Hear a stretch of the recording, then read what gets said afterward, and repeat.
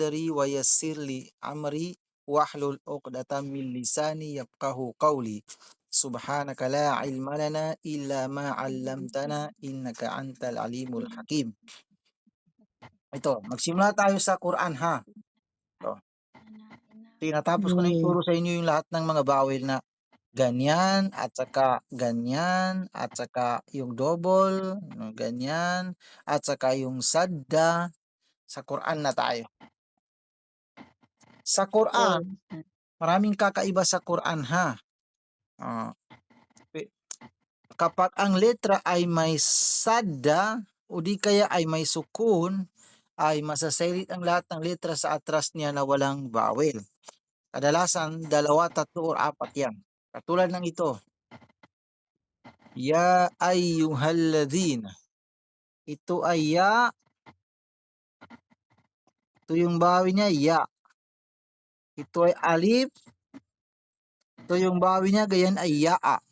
Ito yung ya. Iya. Ito yung bawi niya, bali, ya'ayo. Iya. Nagiging, Iya. ya ayan ay Iya, basahin natin na ayo. ya'ayo. Lagyan natin ng sada, magiging ya'ayo. Iya, ayo. Ya'ay. Iya, ayo. Ya'ayo. Iya, ayo. Tapos, ito ay Iya, ha. ayo. Ha, ito yung bawel niya. Tapos, may alif dito na walang bawel. May alif dito na walang bawel. Tapos, ito ay lam na may sadda. Ito yung bawel na bali. Itong dalawang letra na alif na walang bawel, yan sabi ko na masa-silent. Ganyan at saka ganyan. Bali, ito ay zal. Ito ay zal at saka nun. Ito ay, basahin mo ito na, ya ayyuhallazina. Ya ayyuhallazina. Hallazina. Okay, ganyan ha. Silent ito. Kasi may sadda dito. Next. Ito ay sadda ha. Halimbawa naman sa sukun. Amanudhkuru. Ya ayyuhallazina amanudhkuru. Ito tayo. Ito ay hamza, mim. Ito yung bawi ng hamza, iyan ay ama. Ito ay nun.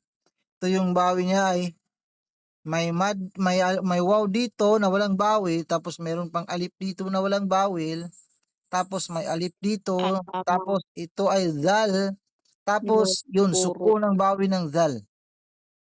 Bali, mula dito sa nun ay diretso ka dito sa zal, bali ito ay nud. Bali ito ay amanud. Ito ay kaf. Sakara. Ito yung bawi niya. Ito ay basahin mo ito ng amanudhkuru. Amanudhkuru. Silent itong 1, 2, 3. Tatlo yung letra ng silent. Naka-record ka sa mga Ustad? Yes, naka-record. Naka-record ka? Yes. Okay. Okay, Para panoorin ito pagkatapos ha. Ngayon, ulitin ko ha kasi lahat ng letra na may sadda o di kaya may sukun ay nasasalit ang lahat ng letra sa atras niya na walang bawil. Katulad ng itong lam na may sadda, may dalawang letra dito na silent. Ito ay halla. Ya ayyuhallazina. Ito naman ay sukun. Sukun itong zal, tapos may tatlong letra dito na silent. Ito ay nud. Amanudhkuru. Okay, next. Sa Quran, meron tayong tinatawag na mad. Pag sinabing mad, yung bigkas mo na patatagalin mo. Ito muna yung papalam mo sa inyo yung mad, itong mad na ganito. Ang alif na walang bawel na sumunod sa mga letra.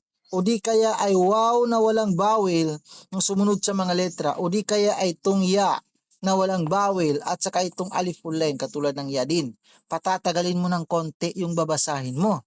At saka itong pipis ng alif. Alif sagira at saka itong pipis ng waw sagira at saka meron pang sign na ganyan, meron pang ganyan na maliit. Ito yung mga mad na kailangan ninyong i-master ninyo at maintindihan niyo ng mabuti kung paano gamitin. Okay, gagamit tayo ng halimbawa dito. Itong alif sagira na ito, ilalagay natin, ito ay Ya ayyuhalladhina. Lagyan natin ng alif po sa gira dito ay mababasa natin na patatagalin natin dito sa ya magiging ya. Ya ayyuhalladhina. Next, Ya itong ayyuhalladhina. ya na ito, gamitin natin dito na mad.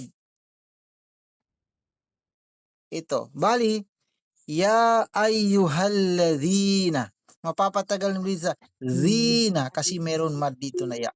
Yan yung dahilan kaya natin nasasabi na ya ayyuhalladhina. Kung wala lang ito, alisin natin. Tingnan mo kanina, kapag wala Ya pa, ay sinasabi ko ayyuhalladhina. na, Ya sinasabi ko ito na, ya Ayyuhalladhina. ayyuhalladhina. Ya ayyuhalladhina. Ngayon, kapag ibalik Ya natin ay nasasabi natin na ya Ya ayyuhalladhina. ayyuhalladhina. Okay. Next, dito tayo Oh, sa, esto. ito ay amanuzkuru.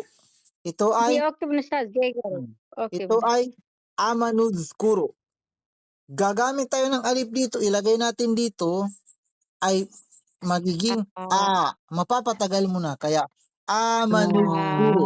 Nudsuko. Amanuzkuru. amanudkuru. Okay. Next, Kuro. kukuha tayo ng mad dito. Kuro. Itong wow, ilagay natin dito ay magiging amanuzkuru. Mapapatagal mo sa ru kasi meron ng mad. Amanuzkuru. Okay. Bali ito. Nasabi ko na sa inyo kung paano gamitin ang mad at saka yung masa-silent. Okay, magsusulat tayo dito. Ito.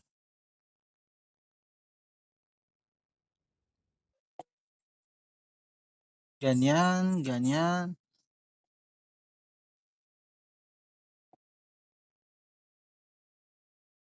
Lam, ito ay ha. Ito yung bawi ng lam, ito yung bawi ng ha, ito yung bawi ng kaf, ito yung bawi ng mim. Sige, basahin ninyo ito. Paano basahin ito? Sandali, sandali. Inna Paano basahin? Inna. inna ila Ilahikum. Inna Ah. ilahakum. illa Hindi illa. Huwag mo sabihin na inna illa kasi walang sadda ilahakum. dito. Huwag mong sabihin na illa kasi Ilahakum. walang. Inna ilahakum. Yes. Tas, Inna ilahakum. inna ilahakum. Inna ilahakum. Inna lahakum. Lagyan ko ng mad dito sa lam ay mapapatagal mo na dito sa la. Bali magiging lahakum. Inna alahakum. Bakit ginawa mo ng a? Ito yung bawi niya. I. Ay. Inna i. Inna ilahakum. Lahakum. Inna ilahakum. Dito mo mapapatagal sa la. Huwag patagalin dito sa na kasi walang mad dito. Inna ilahakum. Sinabi mo ay inna. Mali kasi walang mad dito. Sabihin mo lang na inna. Inna. Lahakum. Inna ilahakum. Mali. Correct yung dito, ilahakum. Pero dito kayo mali sa inna. Ang inna ninyo ay ganyan. Ang inna ninyo ay ganyan. May alif dyan. Yan ay mababasa na inna. Pero yan ay inna. Walang alif dyan na mad. Awas. Inna ilahakum. Mali pa rin. Yan pa rin ang binasa mo. Pinatagal mo dito. Ito ang inna. Ito ay inna. Inna ilahakum. Bigkas kasi ni inna. Ay ito ang binibigkas na inna. Ang tama ay inna. Inna Yes. inna ilahakum. Yun. Inna ilahakum. Yun ang tama. Inna ilahakum. Sabihin mo. Inna ilahakum. Okay, yun ang tama. Inna ilahakum. Okay. Next dito tayo. Okay. Ito ay